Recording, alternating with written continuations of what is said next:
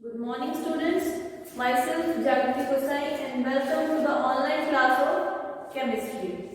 अभी तक hydroxy compounds के 4 लेक्चर हो चुके हैं। ये लेक्चर नंबर 5 है। हमारा टॉपिक चल रहा था इसके अंदर अल्कोहल्स के अंदर भी हमने क्या क्या कर लिया था। अल्कोहल्स के हमने मेथड्स ऑफ प्रिपरेशन, उसकी केमिकल प्रॉपर्टीज, वहां तक हमने लास्ट लेक्चर के अंदर कर लिया था। ठीक है, तो जो आज हम अल्कोहल्स के बारे में जो आगे हमारा नेक्स्ट टॉपिक है वो क्या है, एसिडिक नेचर ऑफ अल्कोहल। मतलब कि जो अल्कोहल्स है उनका जो अम्लीय गुण है या जो अम्लीय वो किस तरह से व्यवहार करते हैं वो चीज हम देखेंगे कि उनके अंदर क्या होता है। तो देखिए, सबसे पहली चीज जो है कि जो अल्कोहल्स है वो लिटमस पेपर के साथ क्या रहते हैं, बिल्कुल न्यूट्रल रहते हैं। मतलब कि लिटमस पेपर अगर हम अल्कोहल के अंदर, किसी भी अल्कोहल के अंदर हम लिटमस पेपर को डिप करेंगे तो किसी तरह की कोई भी रिएक्शंस वो नहीं देते हैं। फिर नेक्स्ट है कि अगर अल्कोहल्स की हम रिएक्शन करवा दें कोई बहुत ही ज्यादा इलेक्ट्रोपॉजिटिव मेटल्स के साथ, जैसे कि सोडियम, पोटेशियम, इनके साथ अगर हम रिएक्शन करवाते हैं अल्कोहल्स की, तो क्या होता है उसके अंदर जो अल्कोहल्स हैं वो क्या करते हैं, अपनी एसिडिक प्रॉपर्टी को शो करते हैं या फिर एसिडिक नेचर को क्या करते हैं, वो दर्शाते हैं। तो देखिए, एसिडिक नेचर ऑफ अल्कोहल्स,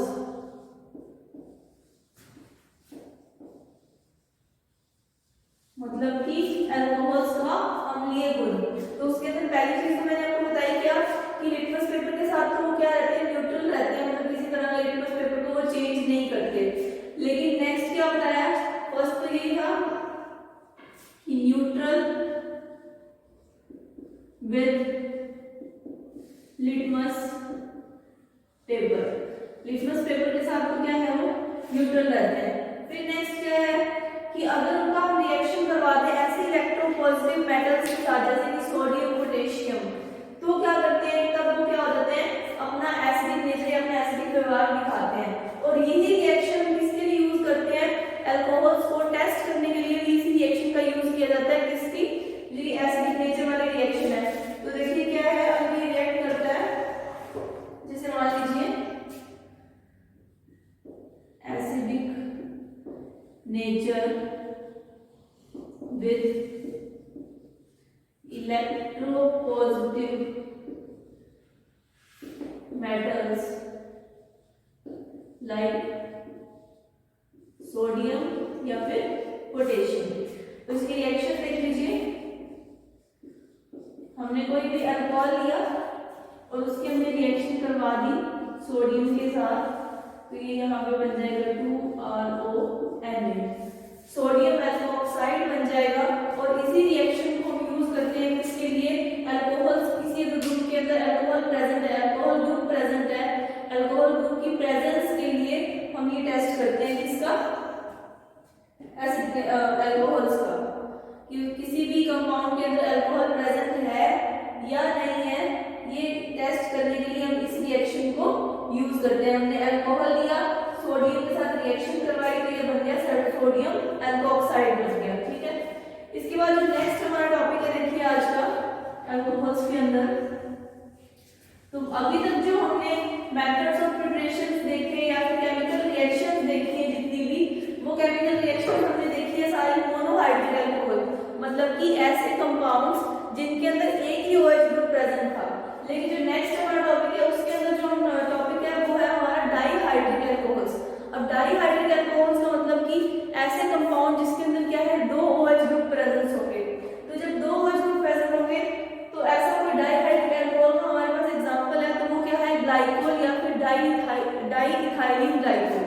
ठीक है, तो उसकी हम क्या करेंगे, जो डाइइथाइलिन ग्लाइकोल है या ग्लाइकोल जो है डाइहाइड्रिक अल्कोहल है, उसकी हम आगे मेथड्स ऑफ प्रिपरेशंस, उसके फिजिकल प्रॉपर्टीज, उसके केमिकल प्रॉपर्टीज, जैसे मतलब हमने मोनोहाइड्रिक अल्कोहल में एक लाइन वाइज हमने मतलब क्या किया था, उसका मेथड्स ऑफ प्रिपरेशन किए थे, उसके बाद उसकी फिजिकल प्रॉपर्टीज की थी, उसकी केमिकल प्रॉपर्टीज की थी, किसकी, मोनोहाइड्रिक अल्कोहल्स की। उसी तरह से हम डाइहाइड्रिक अल्कोहल्स के अंदर भी सबसे पहले उनके मेथड्स ऑफ प्रिपरेशन देखेंगे, उसके बाद उनकी फिजिकल प्रॉपर्टीज को देखेंगे, फिर उनकी केमिकल प्रॉपर्टीज को देखेंगे। ठीक है, तो टॉपिक है डाइहाइड्रिक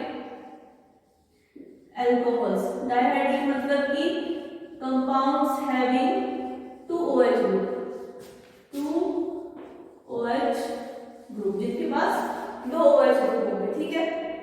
तो सबसे पहले इसके अंदर जो एग्जांपल देखते हैं डाइहाइड्रिक अल्कोहल का, वो क्या है, CH2 CH2OH, ठीक है। और इसको क्या बोलते हैं, इसको या तो बोला जाता है इथाइलिन ग्लाइकोल या फिर इथेन 1,2 डायोल। इसका जो IUPAC नेम है वो है इथेन 1,2 डाइऑल, ठीक है। ये किसका एग्जांपल है, डाइहाइड्रिक अल्कोहल का। अब जो हमने मोनोहाइड्रिक अल्कोहल लिए थे उसके अंदर हमने 1 डिग्री 2 डिग्री 3 डिग्री लिया था। इसके अंदर जो मेनली हम जो रिएक्शन करेंगे, कोई भी रिएक्शन करेंगे तो मेनली यही वाला एग्जांपल लेके करेंगे डाइहाइड्रिक अल्कोहल के। और भी एग्जांपल्स हो सकते हैं, लेकिन हमने जो एग्जांपल लेना है, जो आपकी बुक के अंदर एग्जांपल है वो ये है। तो क्या है, इथेन 1,2 डायोल। तो इसी को लेके हम आगे रिएक्शंस करेंगे। सबसे पहले क्या है, मेथड्स ऑफ प्रिपरेशन, मतलब इथेन 1,2 डायोल अगर हमें बनाना है तो उसके लिए हमें क्या करना पड़ेगा। तो फर्स्ट देखिए मेथड्स ऑफ प्रिपरेशन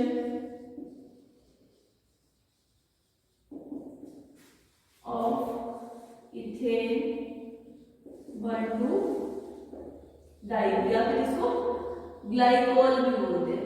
इसका जो कॉमन नेम है वो क्या है, इसका ग्लाइकोल। तो ग्लाइकोल बनाने के लिए या इथेन 1,2 डायोल बनाने के लिए रिएक्शन देखते हैं। तो फर्स्ट रिएक्शन है, देखिए फ्रॉम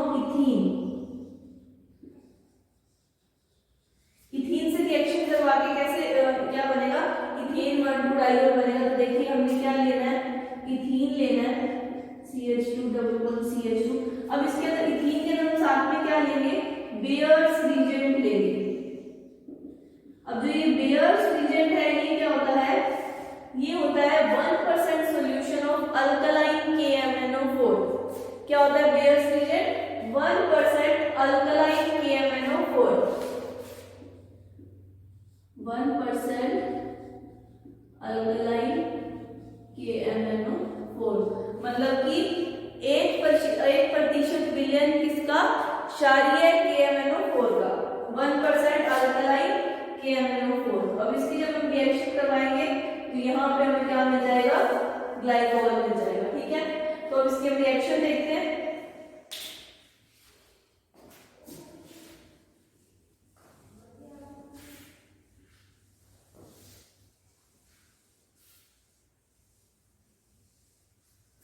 तो देखिए हमने क्या करना है, इथीन लेना है, CH2 डबल बॉन्ड CH2, साथ में क्या लेंगे हम, ऑक्सीजन लेंगे, साथ में वाटर लेंगे, और साथ में हम क्या लेंगे यहाँ पे, बेयर्स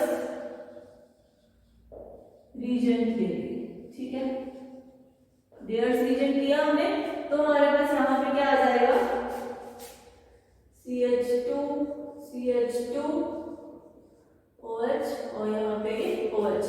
तो हमने क्या किया, इथीन लिया, साथ में वाटर लिया, और बेयर्स रीजेंट की प्रेजेंस के अंदर हमने क्या किया, ग्लाइकोल बना दिया। ग्लाइकोल या फिर क्या है, इथेन 1,2 डायोल, ठीक है। अब ये तो थी इसकी फर्स्ट रिएक्शन, हमने किससे बनाया है, ये फ्रॉम इथीन, किससे बनाया, इथीन से। अब इसकी सेकंड रिएक्शन देखिए, एक तो इथीन से बनाया, और हम किससे बना सकते हैं, from OSO4, that is osmium tetroxide. Osmium tetroxide का यूज करके भी हम क्या बना सकते हैं, ग्लाइकोल बना सकते हैं। इसकी रिएक्शन देखिए, दोबारा इसमें हम इथीन ही लेंगे साथ में, लेकिन जब हम इथीन लेंगे और साथ में जब OSO4 लेंगे तो यहाँ पे क्या होगा, पहले एक एडिटिव प्रोडक्ट बनेगा, एक एडिटिव प्रोडक्ट बनेगा, और उसके बाद यहाँ पे हमें क्या मिलेगा, जब इसका हाइड्रोलिसिस करेंगे, जब यहाँ पे हम इसका हाइड्रोलिसिस करेंगे तो हमें यहाँ पे क्या मिल जाएगा, ग्लाइकोल मिल जाएगा, या फिर इथेन 1,2 डायोल मिलेगा। इसकी रिएक्शन देखो कैसे होगी, CH2 double bond CH2 plus OSO4, ठीक है। OSO4 लिया, अब यहाँ पे एडिशन प्रोडक्ट जो बनेगा पहले वो देखो कैसे बनेगा, CH2 CH2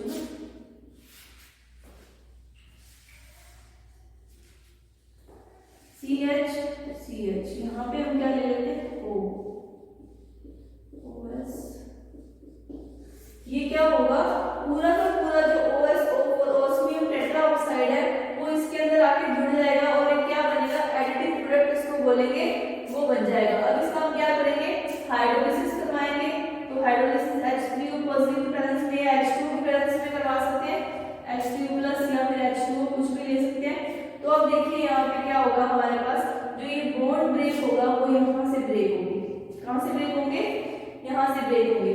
तो ये वही बन जाएगा CH2OH, CH2OH। यहाँ पे हमें क्या बन गया, ये वही इथेन 1,2 डाइओल या फिर क्या बन गया, ग्लाइकोल बन गया। दोबारा से देखो रिएक्शन, हमने इथीन लिया, इथीन के साथ हमें क्या लेना है, ऑस्मियम टेट्राऑक्साइड लेना है। तो ऑस्मियम टेट्राऑक्साइड क्या है, इसके साथ एक एडिशन प्रोडक्ट बना लेगा, मतलब कि पूरा का पूरा कंपाउंड आके इससे जुड़ जाएगा। ठीक है, फिर उसको जब हम इसका हाइड्रोलिसिस करवाएंगे तो हमें क्या मिल जाएगा, इथेन 1,2 डाइओल या फिर हमें ग्लाइकोल मिल जाएगा। ठीक है, और साथ में इसमें क्या मिलेगा, ऑस्मियम H2OSO4 प्लस H2OSO4, इसको क्या बोलते हैं, ऑस्मिक एसिड बोलते हैं, ऑस्मिक एसिड या फिर ऑस्मिक अम्ल। ठीक है, तो ये थी दो प्रिपरेशन। अब नेक्स्ट प्रिपरेशन देखिए, एक तो हमने इथीन के साथ क्या लिया, बेयर्स रिएजेंट लिया। हम बनाएंगे हर बार इथीन से, क्यों, क्योंकि हमारे पास क्या है, CH दो कार्बन लेने के लिए हमें इथीन तो लेना ही पड़ेगा। तो इथीन के साथ हम क्या कर रहे हैं, अलग अलग रिएजेंट्स यूज करके हम क्या बना रहे हैं, इथेन 1,2 डाइओल या फिर ग्लाइकोल बना रहे हैं। तो देखिए अब नेक्स्ट जो इसकी रिएक्शन है थर्ड, तो ये हम लेंगे, इसका क्या करवाएंगे, O2, मतलब कि ऑक्सीडेशन करवाएंगे किसका, इथीन का। तो दोबारा से वही CH2 डबल बॉन्ड CH2। अब इसके अंदर देखिए क्या होगा, जब हम ऑक्सीडेशन करवाएंगे तो इसके अंदर भी बीच में पहले क्या बनेगा, इपोक्साइड बनेगा। क्या बनेगा, इपोक्साइड। फिर इसका हाइड्रोलिसिस करवाएंगे तो हमें वहां पे क्या मिल जाएगा, ग्लाइकोल मिलेगा। तो देखिए सबसे पहले CH2, साथ में हम क्या करवा रहे हैं, ऑक्सीडेशन करवा रहे हैं, तो यहाँ पे हमें मिलेगा इपोक्साइड। और फिर इसका जब हम हाइड्रोलिसिस करवा देंगे तो हमें क्या मिल जाएगा, यहाँ पे ग्लाइकोल मिल जाएगा। ठीक है, इथीन के साथ ऑक्सीजन लेंगे या O2 ले रहे हैं तो क्या बनेगा, पहले ऑक्साइड बनेगा, इपोक्साइड बनेगा, फिर उसका जब हम हाइड्रोलिसिस करवा देंगे तो हमें क्या मिल जाएगा, ग्लाइकोल मिल जाएगा। ठीक है, अब जो इपोक्साइड है, ये जो यहाँ पे ऑक्सीजन है, इसको क्या करेंगे, हीट करेंगे और किसकी प्रेजेंस में होगी ये रिएक्शन, Ag, मतलब कि सिल्वर की प्रेजेंस में होगी रिएक्शन। तो रिएक्शन देखो कैसे होगी, इथीन लिया, CH2 double bond CH2 plus में O2, क्या किया, Ag की प्रेजेंस में इसको हीट किया, तो ये जो मिलेगा पहले कंपाउंड ऐसे मिलेगा। ये क्या है, इपोक्साइड है, ये क्या है, इपोक्साइड।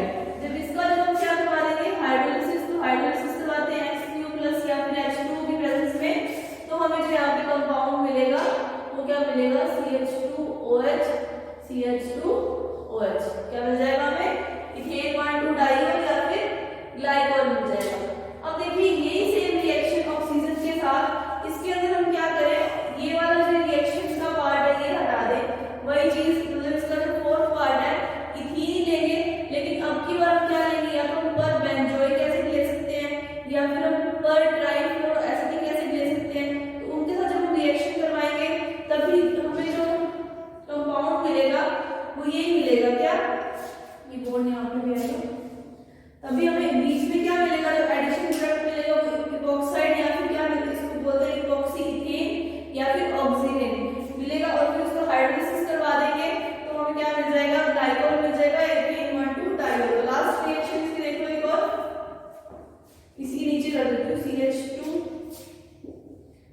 Double bond CH2। अब हमने क्या लेना है यहाँ पे, CF3COOCOOH। तो ये क्या है, CF3COOH,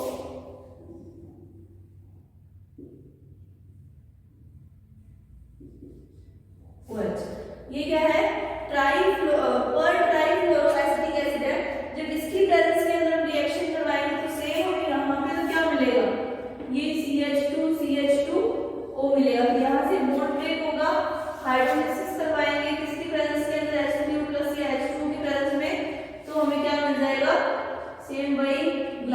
या फिर इथेन 1,2 डाइओल मिल जाए। ठीक है, तो ये इसी का पार्ट है कि इसके अंदर रिएक्शन करवा रहे हैं तो हमें क्या मिल रहा है। ठीक है, तो हमने मेथड ऑफ प्रिपरेशन में क्या क्या देखा, हमें क्या बनाना था, इथेन 1,2 डाइओल या फिर क्या ग्लाइकोल बनाना था।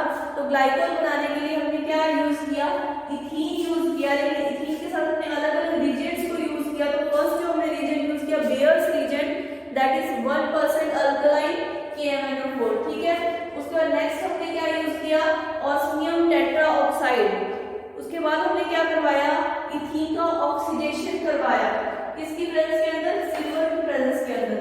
और लास्ट में हमने इथीन के साथ क्या लिया, कोई भी ऐसा एसिड जैसे कि परबेंजोइक एसिड या पर ट्राइफ्लोरो एसिटिक एसिड। ठीक है, तो इन जब सबके इथीन की जब इन सब रिएजेंट में रिएक्शन करवाई तो हमें अलग अलग बीच में एडिशन प्रोडक्ट मिले। जैसे पहले हमें क्या मिला, ओस्मियम टेट्राऑक्साइड में रिएक्शन करवाई थी तो एक एडिशन प्रोडक्ट मिला था।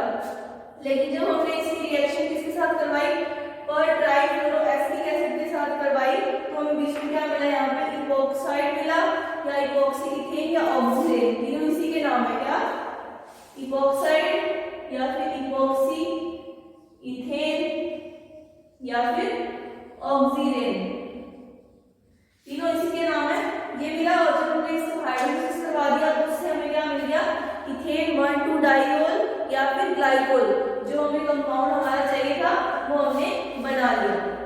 अब नेक्स्ट इसके बाद देखिए इसकी फिजिकल प्रॉपर्टीज या फिर इसके भौतिक गुण, किसके, इथेन 1,2 डाइओल या फिर ग्लाइकोल के।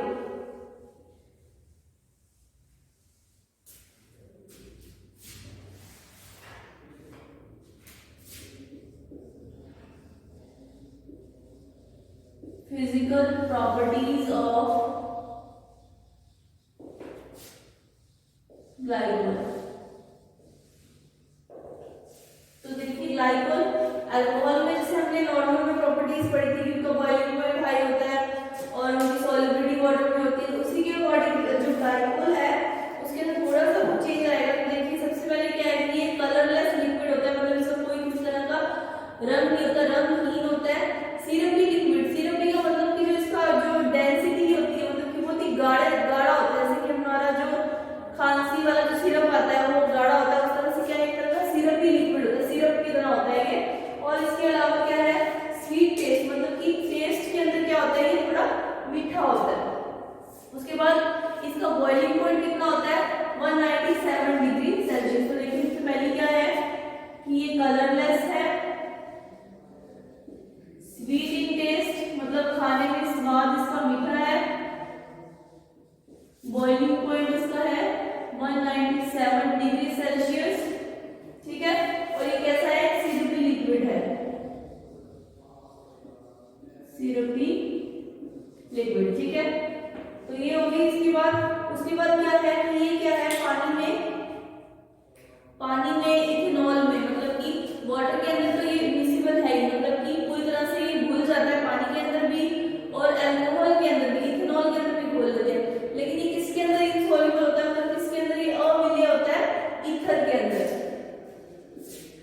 तो पहले लिखेंगे हम soluble in H2O and ethanol. और ये क्या है, मतलब किसी भी प्रोपोर्शन के अंदर, मतलब कि 1:2 ले लें, अगर हम पानी का 2 रेशो ले और 1 का ग्लाइकोल ले लें, या ग्लाइकोल 3:4 ले लें, मतलब कि सारे रेशियोज के अंदर क्या होता है, ये सॉल्युबल होता है, किसके अंदर, वाटर और इथेनॉल के अंदर। और इनसॉल्युबल किसके अंदर है, ये इनसॉल्युबल इन ईथर। तो ईथर के अंदर ये क्या है, इनसॉल्युबल है। इसको नेक्स्ट इसकी प्रॉपर्टी क्या है, जैसे मिथेनॉल जो है वो टॉक्सिक होता है, मतलब कि वो ज्यादा पॉइजनस या घातक होता है, उसी तरह से जो ये ग्लाइकोल है ये भी क्या होता है, टॉक्सिक होता है। टॉक्सिक का मतलब कि उसके अंदर कुछ ऐसी क्वालिटी होती है, मतलब कि जहरीला टाइप जिसको हम कह सकते हैं कि वो टॉक्सिक होता है, क्या, ग्लाइकोल। और इसका मेल्टिंग पॉइंट कितना है, इसका मेल्टिंग पॉइंट है -11.5 डिग्री सेल्सियस। तो देखिए फिजिकल प्रॉपर्टीज क्या क्या है ग्लाइकोल की, कि कलरलेस लिक्विड है, sweet in taste, boiling point 197 degree Celsius, एक सिरप की तरह लिक्विड है, वाटर और इथेनॉल के अंदर ये सॉल्युबल है,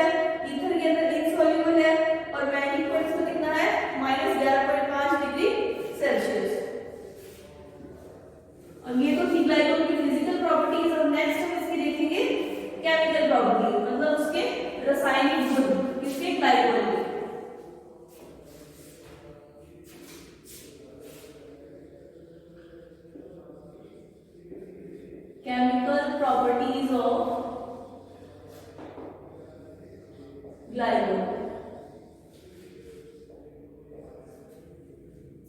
तो केमिकल प्रॉपर्टीज मतलब कि उसके रासायनिक गुण हम देखने के लिए हम क्या करेंगे, उनकी अलग अलग तरह से क्या करवा के देखेंगे, रिएक्शन करवा के देखेंगे। तो पहली रिएक्शन जो हम करवाएंगे वो किसके साथ करवाएंगे, इलेक्ट्रोपॉजिटिव मेटल्स के साथ, जैसे कि सोडियम के साथ या पोटेशियम के साथ। तो जो पहली रिएक्शन है इलेक्ट्रोपॉजिटिव मेटल्स के साथ, देखिए क्या होगी, क्या लेंगे हम, ग्लाइकोल प्लस में कोई इलेक्ट्रोपॉजिटिव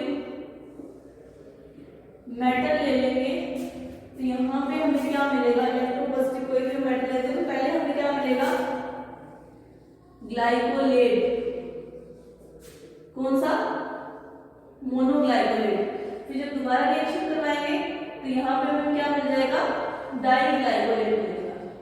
तो देखिए ये रिएक्शन कैसे होगी, हमने क्या लेना है, हमारा जो हमने बनाया है ग्लाइकोल या इथेन 1,2 डाइकोल वो ले लेंगे, साथ में हमने ले लिया सोडियम। इसकी हमने क्या करवाई, रिएक्शन करवाई। रिएक्शन किसके, हीट करेंगे इसको 323 केल्विन और हाफ H2। 323 केल्विन की तरह से मतलब इसको इस टेम्परेचर के ऊपर हीट करेंगे तो हमें यहाँ पे क्या मिलेगा, CH2O Na और यहाँ पे CH2OH। तो मतलब ये क्या बनेगा, हमें हमारे पास ये क्या आ गया, मोनोसोडियम ग्लाइकोलेट आ गया। मतलब कि जो एक बार जो CH2 ग्रुप था उसके ऊपर आके क्या H की जगह Na आके ऐड हो गया। तो हम यही रिएक्शन को दोबारा हीट करेंगे इसको 323 केल्विन पे, वही हाफ H2 की तरह से। तो यहाँ पे हमें क्या मिल जाएगा, CH2O Na CH2O Na। मतलब यहाँ पे ये जो क्या मिल गया हमें, डाइसोडियम ग्लाइकोलेट। पहले हमें क्या मिला, मतलब पहले एक के साथ आके Na ऐड हुआ, फिर क्या हुआ, दोनों के साथ आके Na ऐड हो गया। तो क्या हो गया, यहाँ पे मोनोसोडियम ग्लाइकोलेट और यहाँ पे क्या हो गया, ये डाइसोडियम ग्लाइकोलेट। तो ये क्या थी, इसकी फर्स्ट रिएक्शन थी, chemical reaction, reaction with electropositive metals. तो जो फर्स्ट रिएक्शन थी, रिएक्शन विद इलेक्ट्रोपॉजिटिव मेटल्स। उसके बाद सेकंड रिएक्शन जो है इसकी,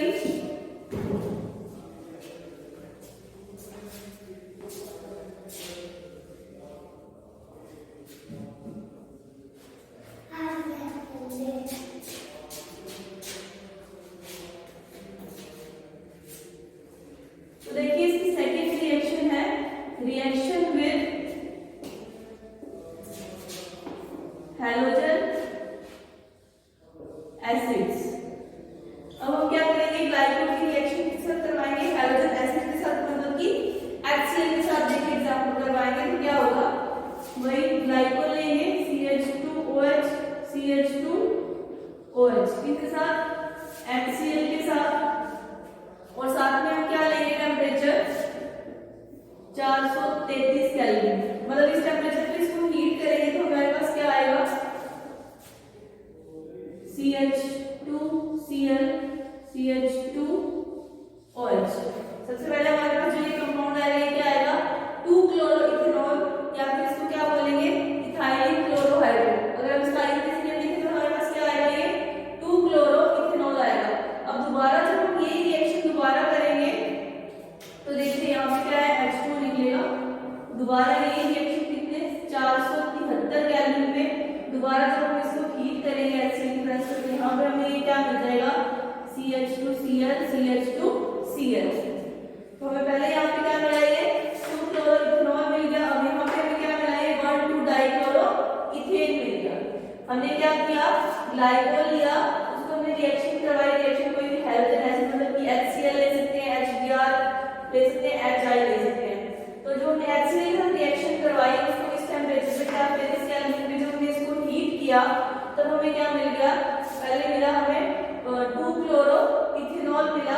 उसके बाद हमने दोबारा रिएक्शन करवाई 470 केल्विन के ऊपर HCl की प्रेजेंस के अंदर, तो हमें यहाँ पे क्या मिल गया, 1,2 डाइक्लोरोइथेन मिल गया। यहाँ पे लिख लो इसका नाम, 2-क्लोरोइथेनॉल, और यहाँ पे ये 1,2 डाइक्लोरो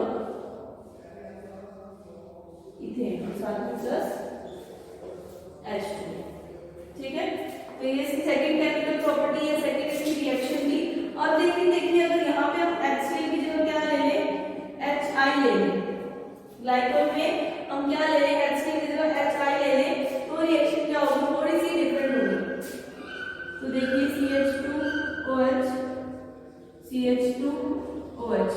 अब जब हम HI लेंगे तो इसमें हमारे पास क्या होगा, यहाँ पे क्या बनेगा, देखो CH2I CH2I, और लास्ट में यहाँ पे हमें क्या मिल जाएगा, इथीन मिल जाएगा, ethene that is CH2 double bond CH2। देखिए जो हमने HCl के साथ रिएक्शन कर रहे थे तो यहाँ पे वही सेम हो रहा था, जैसे हमने सोडियम किया था वैसे ही यहाँ पे Cl पहले ऐड हो रहा है, फिर दूसरा Cl आके ऐड हो रहा है। लेकिन जब हम HI ले रहे थे, हाइड्रोजन आयोडाइड ले रहे थे, जब हम आयोडीन लिया हमने HI, तब क्या हुआ ग्लाइकोल में, पहले तो ये क्या बना, दोनों आयोडीन आके ऐड हो गए, और उसके बाद जब हमने दोबारा इसको क्या करवाया, हाइड्रोलिसिस करवाया या फिर, तब हमें क्या मिल गया, लास्ट में इथीन मिल गया। तो इसके क्या करेंगे, इसको सिंपल बस हीट करेंगे। ठीक है, उसके बाद रिएक्शन लिखी, इसकी reaction with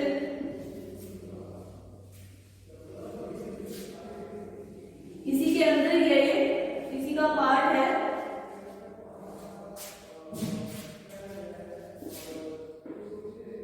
reaction with PCl5 या फिर PCl3। ग्लाइकोल की जब हम PCl5 या PCl3 के साथ रिएक्शन करवाएंगे तब क्या होगा, तो देखिए पहले हमने क्या लेना है, ग्लाइकोल लेंगे CH2OH प्लस में हमने क्या लिया, PCl5 ले लिया। तो इसके अंदर देखिए क्या बनेगा, CH2Cl CH2Cl। अब देखो मैं आपको बताती हूँ, दोबारा इसको लिख लेते हैं रिएक्शन को सेम, CH2OH। अब हमने यहाँ पे क्या लेना है, PCl3, सेम इसको भी हीट करेंगे, यहाँ पे भी CH2Cl ही बनेगा। बस डिफरेंस जो हमें याद रखना है इन दोनों रिएक्शंस के अंदर कि जो बाकी के जो इसके प्रोडक्ट बनेंगे वो क्या क्या बनेंगे, यहाँ पे साथ में क्या बनेगा, 2POCl3 प्लस में 2HCl। इसमें तो क्या बनेगा, 2POCl3 प्लस 2HCl। और जब हम PCl3 ले रहे हैं तो हमें हमारे पास यहाँ पे क्या मिल बन रहा है, साथ में 2H3PO3। तो देखिए जब PCl5 या PCl3 के साथ रिएक्शन करवा रहे हैं, फास्फोरस पेंटाक्लोराइड या फास्फोरस ट्राइक्लोराइड के साथ रिएक्शन करवा रहे हैं, तो क्या हो रहा है, दोनों में जो हमारे पास मेन प्रोडक्ट आ रहा है वो तो क्या आ रहा है, सेम आ रहा है। क्या आ रहा है, 1,2 डाइक्लोरोइथेन आ रहा है हमारे पास। 1,2 डाइक्लोरोइथेन दोनों कंपाउंड्स के अंदर या दोनों रिएक्शंस के अंदर सेम आ रहा है, बस डिफरेंस क्या है, जो बाकी के प्रोडक्ट्स हैं, मतलब उसके जो बाय प्रोडक्ट्स हैं वो क्या है, उनमें चेंज आ रहा है। ठीक है, तो ये थी रिएक्शन PCl5 और PCl3 के साथ। अब नेक्स्ट इसकी रिएक्शन देखो कि ग्लाइकोल की जब हम रिएक्शन करवाते हैं रेड फास्फोरस और I2 की प्रेजेंस के अंदर, तो देखिए रिएक्शन विद इसमें यहीं पे इसको ऐड करके थर्ड रिएक्शन देख लो, reaction with red phosphorus plus I2। आपको याद हुआ जो हमने विक्टर मेयर टेस्ट किया था, जो हमने विक्टर मेयर टेस्ट किया उसके अंदर भी हमने क्या किया था, विक्टर मेयर टेस्ट हम करते हैं उसके अंदर भी रेड फास्फोरस प्लस आयोडीन, मतलब इसका यूज करते हैं रेड फास्फोरस और आयोडीन का। तो देखिए जब हम इस रिएक्शन करेंगे CH2OH CH2OH, रेड फास्फोरस और आयोडीन लेंगे तो हमें क्या मिलेगा, देखो रेड फास्फोरस प्लस I2, तो वही CH2I हाइड्रोलिसिस कराएंगे तो वही CH2 डबल बॉन्ड CH2। तो ऐसी जो हमने क्या किया, जितनी भी मेथड्स ऑफ प्रिपरेशन करी हमने सब में इथीन से ही क्या बनाया था, ग्लाइकोल बनाया था। लेकिन अब यहाँ पे इथीन जो हमें मिल रहा है वो सिर्फ एक ही चीज में मिल रहा है, जो हमने ग्लाइकोल की बहुत सारी केमिकल रिएक्शंस देखी है, जो उनकी रासायनिक अभिक्रियाएं देखी ग्लाइकोल की, तो उसके अंदर क्या था, ग्लाइकोल की जब हम रेड फास्फोरस और I2 के साथ जब हम रिएक्शन करवाते हैं तो लास्ट